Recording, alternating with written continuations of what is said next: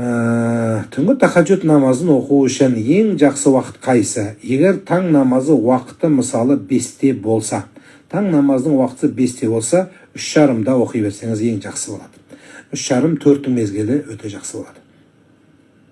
Бірақ осы түнгі тахаджуд намазды оқитын көптеген азаматтарға айтарым, сіз түнгі тахаджудты оқып алып, күндіз жұмыста есеңгіреп, ұйқыңыз қанбай, қайта еснеп, одан кейін немесе жүрісіңіз өзгеріп, жұмыста мазаңыз қашып, отырсаңыз бұл әдепсіздік алып келеді.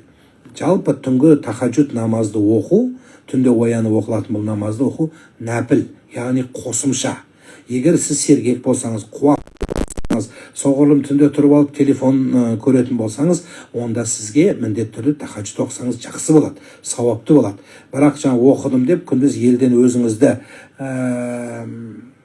жалғыз жаңағы бөтенсу жақсы емес. Жалпы тахаджудтың түпкі мақсаты құлшылық қой. Бірақ сол құлшылықтың неге соншама түнгі намаздың дәрежесі жоғары?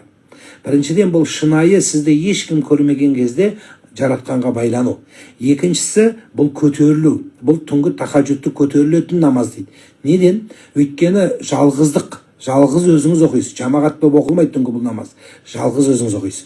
Жалғыздық ол көтеріледі. Ол ойыңызбен жалғыз қаласыз, ісіңізбен жалғыз қаласыз. Өзіңізді жалғыздық арқылы көтерілесіз. Ал енді ел ұйықтап жатады. Үйдегі әйеліңіз болсын, балаңыз болсын, кім болса да, әйел болсаңыз, күйеуіңіз дегендей, сізді ешкім көрмейді.